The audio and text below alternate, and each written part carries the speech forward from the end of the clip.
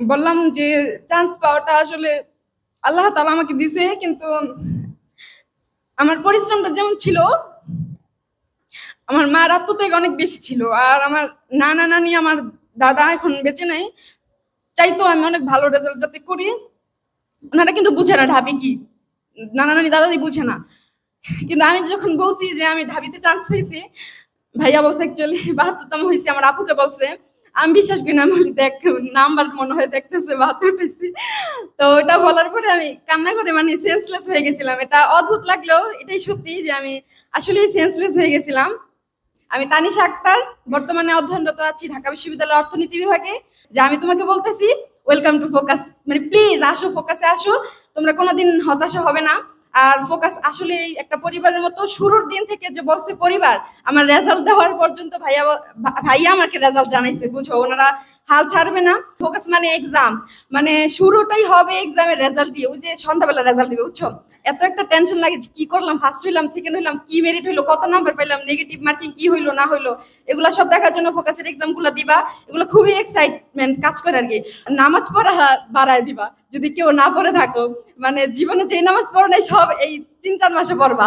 তাহলে দেখবা আল্লাহ এত পরিমাণ তোমাকে রহমত করতেছে, তুমি এগুলা পরীক্ষার মাঝখানে পাবা যে আসলে এই কাজ হচ্ছে।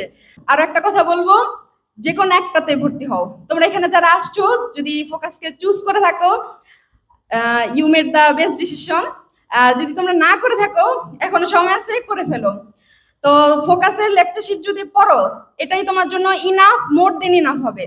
আর বাড়তি কোনো কিছু যে ওরা তো অন্য কিছু করতেছে আমি ওটা পড়ি, ওরকম করতে গেলে তুমি নিজের অমঙ্গল নিজেই ডেকে আনবা। তো আমি এটা বলবো, ৪ মাসের হলেও তুমি ৩ মাস সময় পাবা, কারণ শেষের মাস চলে যাবে কান্না করতে করতে, চিন্তা করতে করতে আসলে কি করবো, সামনের মাসে তো পরীক্ষা। আমার এরকম হয়েছে। আর ভাইয়াদের প্যারায় তো আরো সময় পাবা না, ওনারা এত পরিমাণ মডেল টেস্ট নিবে। পরীক্ষা ১০ দিন আগে ওনারা পরীক্ষা নিচ্ছে। অন্য সব কোচিং সেন্টারের পরীক্ষা শেষ, মানে পড়া শেষ, কোচিং শেষ, ১ মাস গ্যাপ দিয়ে দিছে। আর আমাদের তো মানে শেষই করে না, লেকচারই শেষ করে না। কিন্তু আসলে এটাই মানে মেন সাপোর্ট ছিল যে ওনারা শেষ করতেছে না, কারণ আমরা কন্টিনিউটির মধ্যে ছিলাম। যে আমাদের আসলেই হেল্প হয়েছে ওনাদের লেকচার শিট গুলো শেষ করার মাধ্যমে। ফোকাসের সাথে জার্নি শুরু হয় এইচএসসি পরীক্ষার পরে। কিন্তু আমি আগে থেকেই ফোকাস সম্পর্কে জানি, কারণ আমার বড় বোনও ফোকাসের স্টুডেন্ট ছিল। তো ও থাকাতে আমার সবচেয়ে বড় প্রবলেমটা হয়েছে, ও যদি চান্স না পেতো ঢাবিতে, তাহলে আমাকে এত প্যারা নিতে হইতো না। ও চান্স পাওয়াতে আমার উপরে এত প্রেশার দিচ্ছে সবাই যে আমিও পাবো, এরকম ভাবছে সবাই। তো আমাকে পাইতেই হবে। তো এই প্রেশার নিয়ে ফোকাসের সাথেই আমার পথ চলা শুরু হয়। তো ফোকাসে যখন প্রথম দিন ভর্তি হতে আসি, কামরুল ভাই বলে যে ফোকাস মানে পরিবার। তা আমি বলি সব কোচিং সেন্টার আবার পরিবার হয় কিভাবে? তো যখন আস্তে আস্তে ওনাদের সাথে থাকতে শুরু করি, মানে পড়া যাত্রাটা শুরু হয় ওনাদের সাথে, আসলেই তোমরাও ফিল করবা যে ফোকাস মানে আসলেই পরিবার। মানে এটা বাণিজ্যিক কোনো কোচিং সেন্টারের মতন না। ফোকাসটা আসলে তোমাকে এত কিছু দিবে যে তুমি ওনাদের জন্য হলেও তোমাকে চান্স পেতে হবে। তোমাদের মতন আমারও জার্নিটা এইভাবেই শুরু হয়েছিল। একটা ওরিয়েন্টেশন ছিল তখন। তো আজকে তো অনেক কথা বলার জন্য এখানে আসছি, কিন্তু ওই দিন চুপ করে ওই কোনায় বসেছিলাম, মানে কেউ যাতে আমাকে না দেখে, এরকম একটা ভয় ছিল মনের ভিতরে। তো ওইখানে প্রথমে বক্তব্য দিল, প্রথম যখন বক্তব্য দিল তখন জিসান ভাই বক্তব্য দিল। উনি এত বোল্ড ভাবে বক্তব্য দিছে যে আমাকে চান্স পাইতেই হবে। ওনার কথা দিয়ে আমার মনে হয়েছে যে আমাকে অবশ্যই চান্স পাইতে হবে। চান্স না পেলে মানে নিজেকেই নিজের কাছে অনেক ছোট মনে হবে, এরকম লাগছে। সেখান থেকে আমি আজকে এখানে আসতে পেরেছি। তো এখন আমার পরিচয়টা দিয়ে নেই। আমি তানিশা আক্তার, বর্তমানে অধ্যয়নরত আছি ঢাকা বিশ্ববিদ্যালয়ের অর্থনীতি বিভাগে। আমার কলেজ হচ্ছে সরকারি হরগঙ্গা কলেজ, মুন্সিগঞ্জ। মুন্সিগঞ্জ থেকে কেউ আসছো এখানে? আশা করি তোমরাও পরবর্তীতে এখানে এসে বক্তব্য দিতে পারবে ইনশাল্লাহ।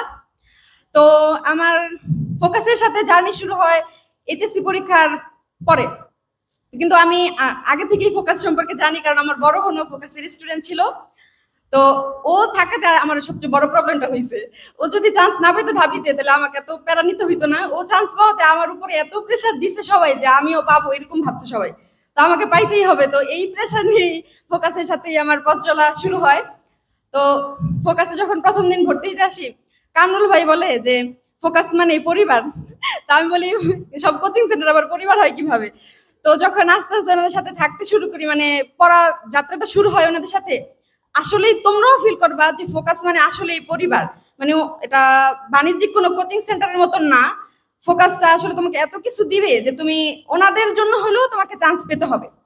আমার গল্পটা এরকমই যে যখন অ্যাডমিশন পিরিয়ড এরকম যে তোমার এত হতাশা কাজ করবে, তোমার মনে হবে তুমি হয়তো চান্স পাবা না।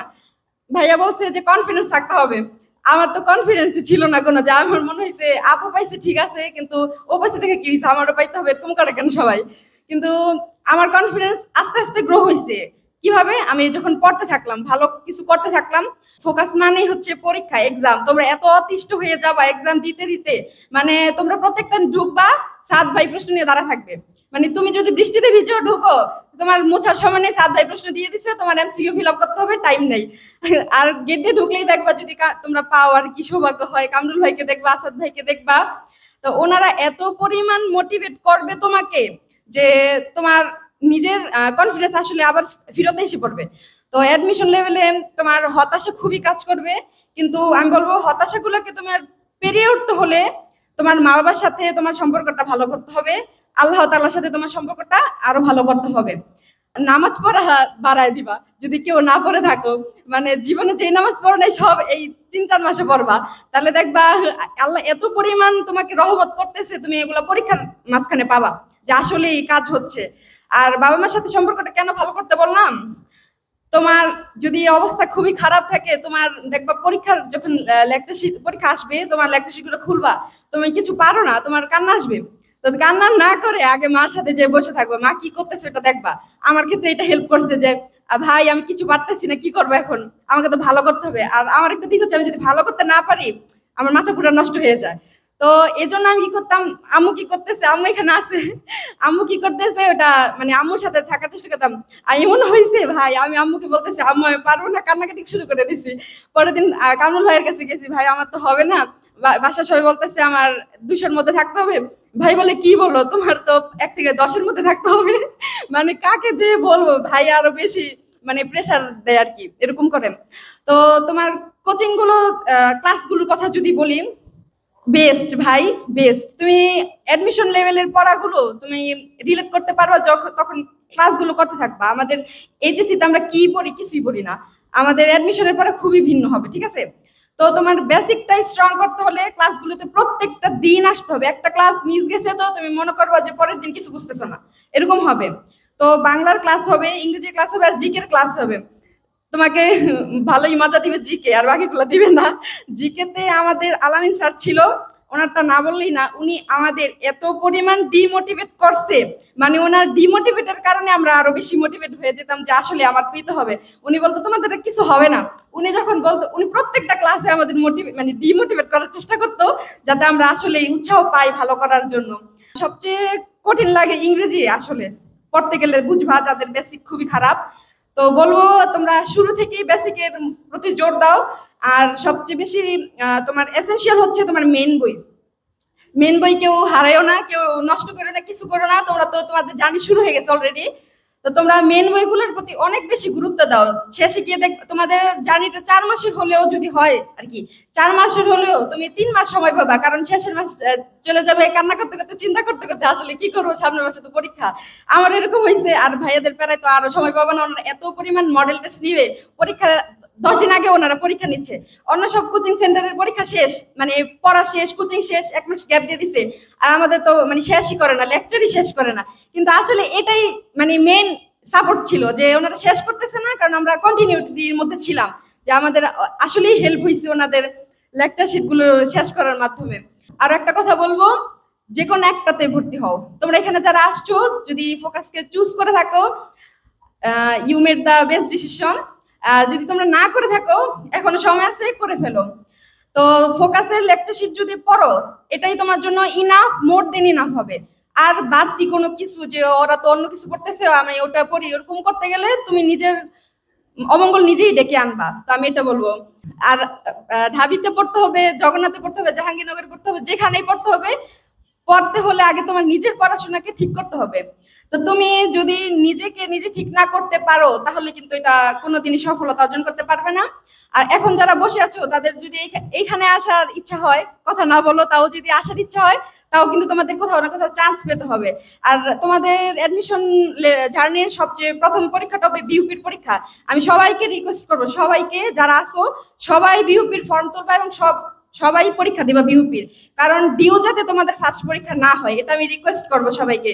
যদি ফার্স্ট পরীক্ষা হয় তাহলে ধরা তুমি পরীক্ষাটা কিরকম হয়, এখন সবাই ভাবতে পারো যে পরীক্ষা এরকম হয়, শুনছি এরকম হয় এরকম হয়, কিন্তু আসলে এরকম হয় না। তুমি যদি যখন রুমে ঢুকবা তোমার মনে করো তুমি সেন্সলেস হয়ে যেতে পারো, এরকমও ঘটনা হইতে পারে।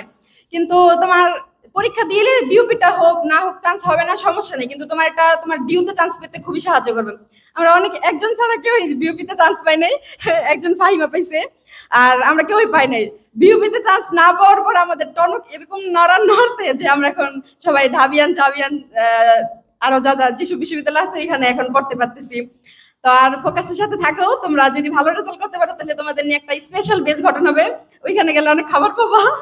প্রতি সারাটা দিন মনে করে ক্লাস নিচে সকাল 8টা থেকে শুরু হবে, 6-7 ঘন্টা যদি ক্লাস হয়, একটু পর পরই ভাইয়ারা খাবার দিয়ে যায়, এত খাবার দেয় মানে পিকনিক আছে এরকম মনে হয়, পড়া মনে হয় না।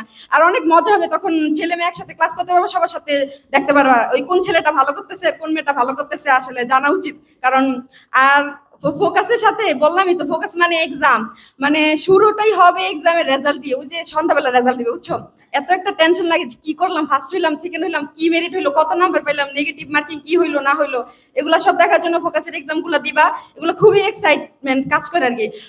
আমি এখন ঢাবিতে পড়ি ঠিক আছে, কিন্তু আমার কাছে মনে হয় আমার অ্যাডমিশন পিরিয়ডটা অনেক বেস্ট ছিল, এখন আমার ভালো লাগতেছে না। এখন আরো অনেক স্যাররা বলতো যে লাইফ চেঞ্জ হয়ে যাবে, হ্যাঁ চেঞ্জ হবে, আসো মজা আছে অনেক, ভার্সিটিতে অনেক মজা আছে, আসো সবাইকে, এটাই বলবো। আর তোমাদের প্রতি আমার রিকোয়েস্ট থাকবে ফোকাসকে চুজ করতে পারো। আর আমার সবচেয়ে কৃতজ্ঞতা বোধ যদি জানাতে হয় কামরুল ভাই, আসাদ ভাই আর সাদ ভাইকে। কামরুল ভাই না থাকলে, আসাদ ভাই না থাকলে হয়তো আমি এত ভালো একটা পজিশন অর্জন করতে পারতাম না। কামরুল ভাইয়ের প্রশংসা করলে কামরুল ভাই পাত্তা দেয় না, কিন্তু তাও বলতে হয় আমার, কামরুল ভাই মানে অ্যাডমিশন পিরিয়ডে তোমার এমন একটা পর্যায়ে তোমার অনেক গাইডলাইন দরকার হবে। তুমি যদি মানে হতাশা কাজ করবে 100%, তোমরা মিলিয়ে নিয়ে 3-4 মাস তোমরা মানে সহ্যই করতে পারবে না, যে শেষ হয় না কেন শেষ হয় না কেন এরকম লাগবে। তখন যে কোনো সমস্যায় যে কোনো প্রয়োজনে কামরুল ভাই বা যে থাকবে পরিচালক সবাই বেস্ট হবে, তাদের সাথে যোগাযোগ করবা। আর তোমাদের বড় হিসেবে তো আমি আছি, আমার সাথেও যোগাযোগ করতে পারো যে কোনো সমস্যায় যে কোনো টাইমে। তো একটা কাহিনী দিয়ে শেষ করব, আমরা যখন আইসিইউ ব্যাচে ক্লাস করতাম, যারা মানে টপ লেভেল করবে তারা আইসিইউ ব্যাচে যেতে পারবা, ওইখানে অনেক মজার মজার খাবার দেয় ভাই, অনেক মজা। হ্যাঁ তোমার অনেক পোলাও মাংস দিবে, তারপরে স্যান্ডউইচ দিবে, বার্গার দিবে, এগুলার লোভে হইলো ভাই অনেক ভালো করে পড়ো তোমরা, ঠিক আছে? তো একটা কাহিনী, একদিন আইসিইউ ব্যাচের ক্লাসগুলো সকাল 8টা থেকে রাত্রের 9টা পর্যন্ত হয় যদি স্টুডেন্টরা অনেক চায়। তো এরকম আমাদের ক্লাস হচ্ছে, তো আমি তো মুন্সিগঞ্জ থেকে আসি, ওই যে ওই মেয়েটা ফাহিমা ও মুন্সিগঞ্জ থেকে আসে। তো আমরা হচ্ছে বাসা যাওয়ার সময় কামরুল ভাই আমাদের নামাই দিছে চাষারা, তো ভাই বলতেছে তোমাদের বাসায় দিয়ে আসবো, আমি বলি না ভাই দেওয়া লাগবে না, আমরা যেতে পারবো, কারণ ভাইও তো সারাদিন ওই ভাই সকালবেলা আমাদের নিয়ে যেত আবার রাত্রে আমাদের নিয়ে আসতো। আমাদের চেয়ে বেশি কষ্ট ওনাদের ছিল, কারণ শুধু শুধুই বসে থাকতো ওনারা, আমরা তো ক্লাস করতাম তাও খাইতাম তাও, ওনারা খাইতেও কিন্তু বসে থাকতো শুধু শুধু। তো বাসায় যাওয়ার সময় আমরা তো কামরুল ভাই চাষারা নামাই দিছে, তো আমরা চলে যেতেছি, ভাই ম্যাডাম আমি অটোতে যাইতেছি, ওদিন পরীক্ষা ছিল, আমরা অনেক খারাপ রেজাল্ট করছি, ওদের মাঝখানে অন্য সব কোচিং এ যারা ছিল বেস্ট বেস্ট তা ওদের মাঝখানে আমরা খারাপ রেজাল্ট করছি। ভাই ম্যাডাম বলতেছি শুনো, এখন থেকে যদি কেউ তোমাকে বলে যে আপু কোন কোচিং এ পড়বো, ফোকাসের নাম জীবনও বলবো না আমরা, ঠিক আছে? ও আর আমি বলতেছি যে ফোকাসের নাম কোনোদিন বলবো না। ভাই এটা কি এত আমরা এত খারাপ কেমনে করতে পারি, ওনারা মনে হয় কিছু ভুল টুল করছে এরকম।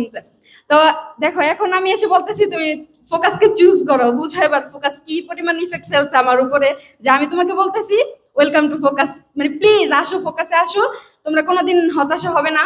আর ফোকাস আসলে একটা পরিবারের মতো, শুরুর দিন থেকে যে বলছে পরিবার, আমার রেজাল্ট দেওয়ার পর্যন্ত ভাইয়া আমাকে রেজাল্ট জানাইছে, বুঝো ওনারা হাল ছাড়বে না। আর পরীক্ষাগুলো যদি খারাপ হয় মন খারাপ করবা, মন খারাপ না করলে হবে না, কারণ মন খারাপ যদি না করো তুমি নেক্সট পরীক্ষায় ভালো করার মানে আগ্রহ পাবা না। আর দেখবা যে কে ভালো করতেছে, কেন ভালো করতেছে, কত নাম্বার তোমার থেকে ডিফারেন্স, এগুলো দেখবা। ওরা বলছে, সাকিব বলছে ওকে কোচিং এর পরে 3-4 ঘন্টা রাখতো, আমাকে কোনোদিন রাখে নাই, কেন বুঝি না, ওর প্রতি বায়াস ছিল মনে হয়। আর সিফাত বলছে লেকচার শিট, সবাই বলছে আসলে লেকচার শিট সব পড়া উচিত, লেকচার শিটের বাইরে কিছুতে যাইও না, এটাই বলবো। আর জিকের জন্য বেশি ফোকাস, যে কোনো একটা বই পড়তে পারো, আর প্রথম থেকে মানচিত্র ঝাঁঝরা করে ফেলো, মানচিত্র মনে হয় কিছুই জানো না, আমিও জানতাম না। আর হচ্ছে হ্যাঁ আসলেই জানবা, এখনো জানো না আমি জানি তোমরা, তো তোমরা ওটা জানার চেষ্টা করো। আর সকলের বাবা মার প্রতি আমার একটা রিকোয়েস্ট থাকবে, এই সময়টা আপনারা হেল্প করেন আমাদের। যেহেতু এই সময়টা আপনারা যদি আমাদের চাপ দেন তাহলে বুঝেন আমরা কোথায় যাব, আমাদের কোথাও যাওয়ার জায়গা থাকবে না। তো আপনারা যদি হেল্প করেন তাহলে নিশ্চয়ই আমার মতন জায়গা ওরাও আসতে পারবে, ইভেন আমার চেয়ে ভালো করতে পারবে। তো সবাইকে বলবো আমার জন্য দোয়া করবা। ও আমি কোথায় কোথায় চান্স পেয়েছি তো বললামই না। আমি অনেকগুলোতে চান্স পেয়েছি, শুধু বিউপিতে পরীক্ষা দিয়েছিলাম, বিউপিতে চান্স পাই নাই, বাকিগুলোতে চান্স পেয়েছি। তারপরে আরেকবার যখন আসবো তখন বলবো না। আর সবগুলাতে পরীক্ষা দিবা, টাকার কথা ভাবা যাবে না।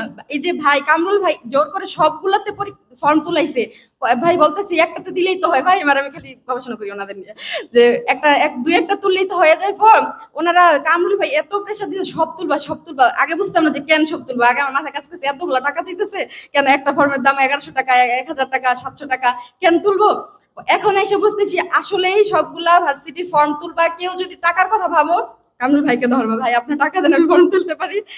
সবগুলা ফর্ম তুলবা, পরীক্ষা দিবা, একটাতে মিস হইলে হতাশ হওয়া যাবে না। আর শেষের সময় এরকম একটা সময় আসবে পরীক্ষা প্রত্যেকটা দেখবা 10 দিন পর পর, 5 দিন পর পর। আমাদের জাহাঙ্গীরনগর জগন্নাথের পরীক্ষা 1-2 দিনে 2টা করে থাকতো, একবার জাহাঙ্গীরনগরে যাও একবার জগন্নাথ আসে, এরকম অবস্থা ছিল। পড়ার কোনো সুযোগ পাবা না, ঢাবির এ ইউনিটে সি ইউনিটে কোনো সুযোগ পাবা না। তো তোমার পড়া থাকবে ঢাবির বি ইউনিট পর্যন্ত, কারণ ওইটাই আগে হয়। তো ওই পর্যন্তই তোমার পড়া, এর আগে যা পারো গুছিয়ে ফেলো। আর পরে 1 মাস পরে যাতে তোমরা এই পর্যায়ে না থাকো যে কিছুই পারতেছো না বুঝতেছো না, তাহলে তোমার কিছুই হইলো না। তো ডিপ্রেশনে কখন যাবা, যখন কিছু শেষ হয় নাই তখন। কিন্তু এটা তো হইতে দেওয়াই যাবে না, কারণ প্রত্যেকটা দিন রেগুলারিটি মেনটেন করে তোমার পড়া কমপ্লিট করতে হবে। যদি এটা না করো হতাশায় তো পড়বা তুমি, আমি না তো তুমি পড়বা। হ্যাঁ, আর কোনো সমস্যা হলে ভাইদের সাথে যোগাযোগ করবা। সবাই আমার জন্য দোয়া করবা, আমার মার জন্য দোয়া করবা। আমার মা না থাকলে এটা তো সম্ভবই হতো না। এখন মানে শুরুর দিকে আমি মার কাছে গিয়ে কান্না করতাম, এখন মা কান্না করে সবাই যখন দেখে আমি চান্স পেয়েছি। আর এখনো কান্না করতেছে বেচারি। তো